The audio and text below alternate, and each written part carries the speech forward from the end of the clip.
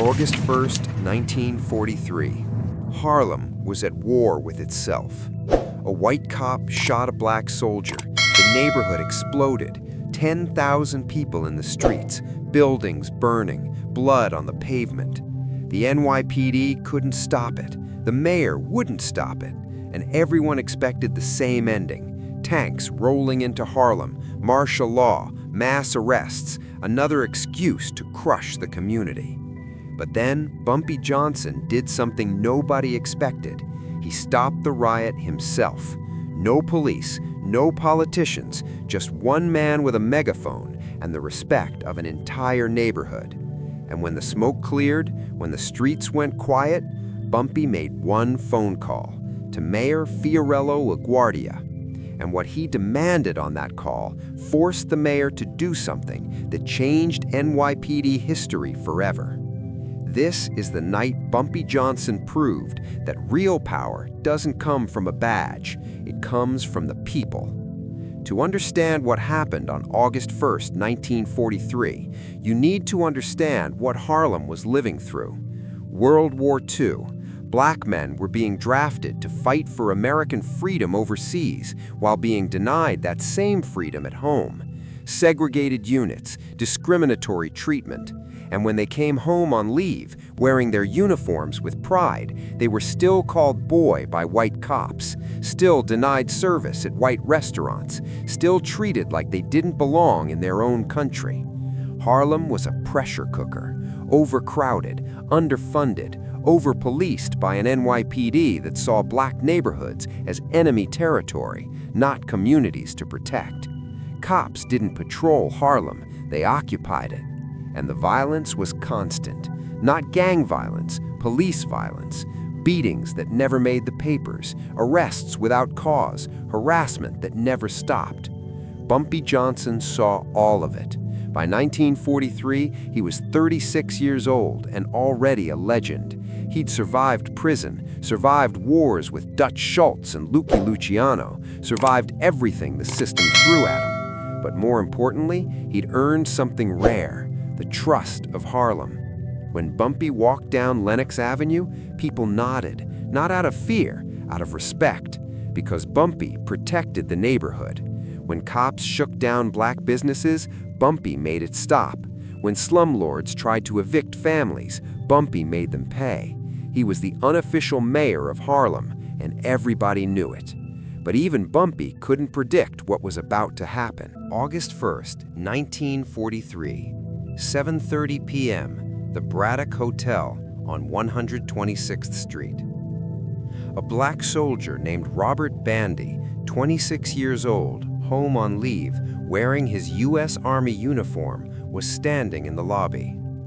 He heard a commotion. A white police officer, James Collins, was arresting a black woman named Margie Polite for disorderly conduct. The charge?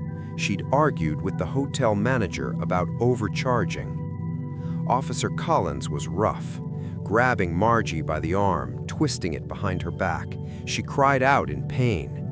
Robert Bandy, who'd spent the last year fighting fascism in Europe, couldn't watch a woman being brutalized by the people sworn to protect her. He stepped forward. "Sir, you're hurting her." Officer Collins turned, saw the uniform, didn't care. "Mind your business, boy." "I'm not a boy, I'm a soldier." What happened next, witnesses gave different accounts, but the result was the same. Officer Collins drew his weapon and shot Robert Bandy in the shoulder. A soldier, in uniform, in a hotel lobby, in front of dozens of witnesses. Robert collapsed, blood spreading across his army jacket. Collins radioed for backup, claimed Bandy had attacked him. A lie, but it didn't matter. The damage was done. Within 20 minutes, the word spread through Harlem like wildfire. They shot a soldier. They shot one of our boys. By 8 p.m., a crowd had gathered outside the Braddock Hotel.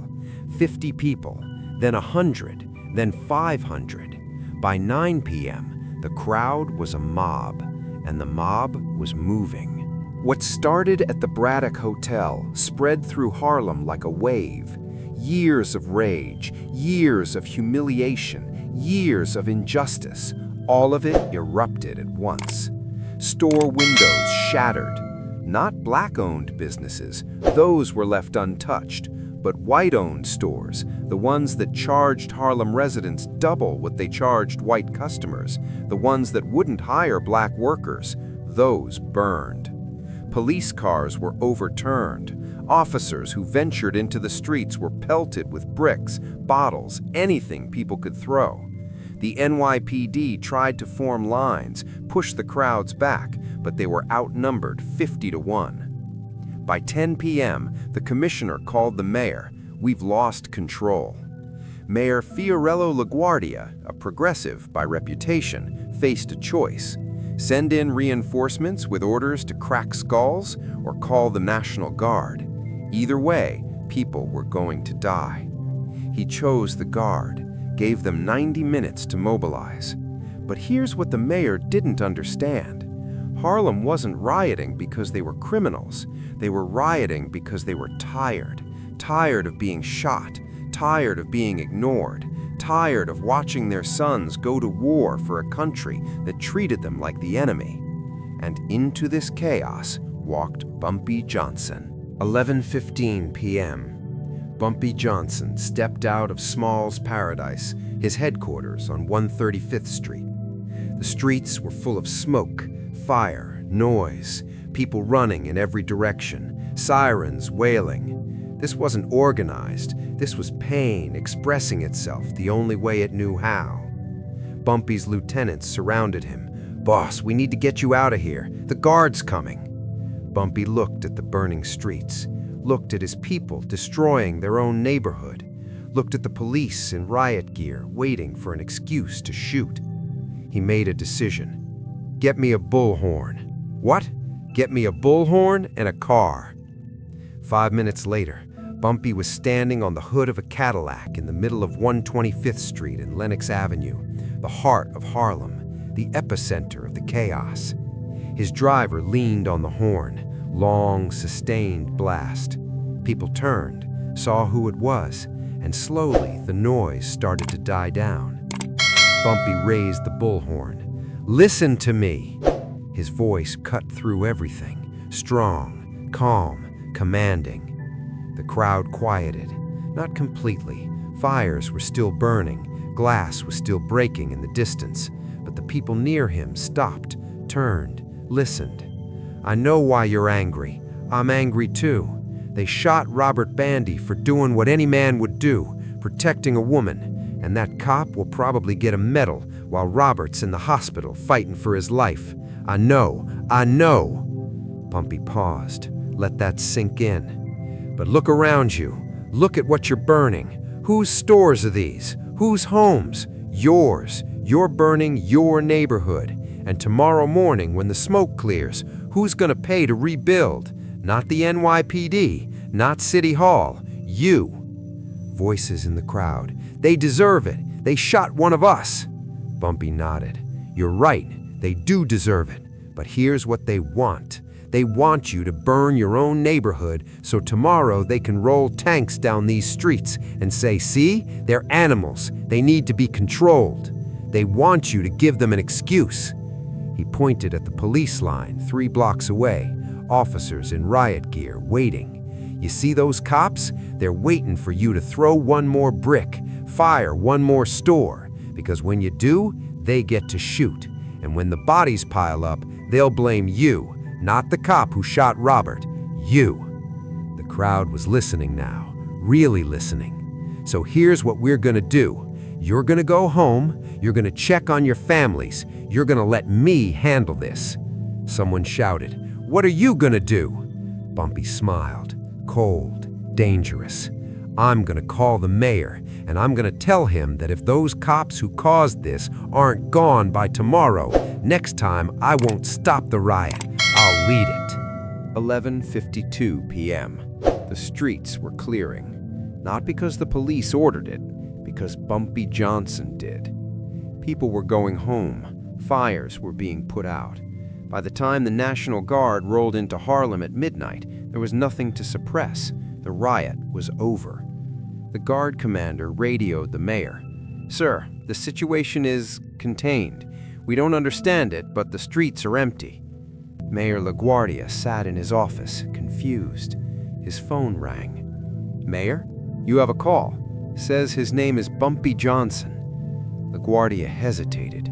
He knew the name. Every politician in New York knew the name. But Bumpy Johnson didn't call mayors. Mayors pretended men like Bumpy didn't exist. "Put him through." Bumpy's voice came through the line, calm, almost friendly. "Mr. Mayor, this is Bumpy Johnson. We haven't been formally introduced, but I think you know who I am. Mr. Johnson, I'm aware of your reputation." "Good. Then you know I just did your job for you. I stopped a riot your police couldn't handle. 10,000 people were in those streets, and I sent them home. You're welcome." LaGuardia bristled.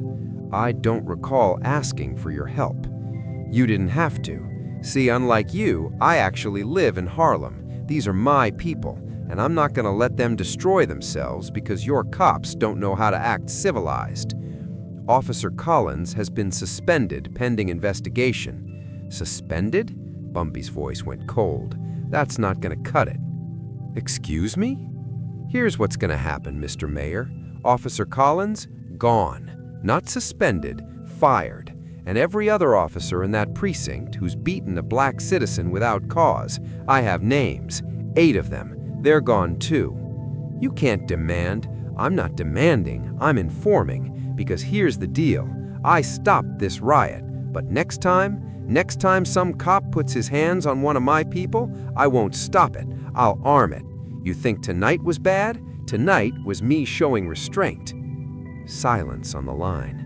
"You can't threaten the mayor of New York City." Bumpy laughed. "I'm not threatening you, Mr. Mayor. I'm offering you a solution.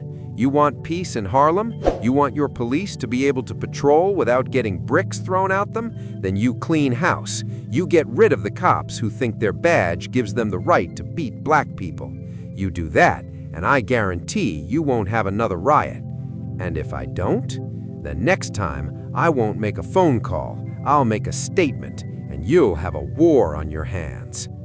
LaGuardia sat in his office, staring at the phone. He knew Bumpy was right. He knew Collins was dirty. He knew at least half the Harlem precinct was corrupt.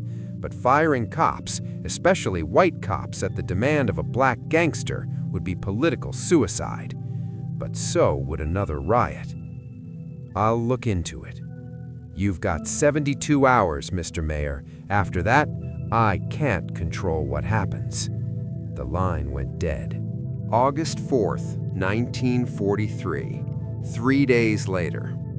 The New York Times ran a small story on page 7. 8 NYPD officers dismissed following internal review. No details, no names, just gone. Officer James Collins was fired and charged with assault. The charges were later dropped, but he never wore a badge again. The people of Harlem knew who was responsible. Not the mayor, not the NYPD commissioner, Bumpy Johnson. Mayor LaGuardia never publicly acknowledged the phone call, but for the rest of his term he was careful about Harlem, careful about police conduct, because he understood something that night. Bumpy Johnson had more power in those streets than any politician, and that power came from respect, from loyalty, from being the one person who stood between the community and the system trying to crush it. Years later, in 1965, when Malcolm X was assassinated, the NYPD asked Bumpy Johnson to help keep the peace. They didn't call the mayor, they called Bumpy, because they knew who really ran Harlem. Bumpy Johnson died in 1968. At his funeral, thousands lined the streets, not because he was a gangster, because he was a protector. A man who understood that sometimes the only way to stop violence is to have the courage to stand in the middle of it and say enough. August 1st, 1943. Bumpy Johnson stopped a riot by refusing to let his people destroy themselves. And then he made the most powerful white man in New York answer for the violence his police caused. That's not just power, that's legacy. If this story of how Bumpy stopped a war with one voice hit different, hit that subscribe button. We're telling the real stories of Harlem's protector, the moments that made him a legend. Drop a like if you think Bumpy Johnson had more power than the mayor. Comment, would you have made that phone call? More legendary stories coming next. Don't miss it.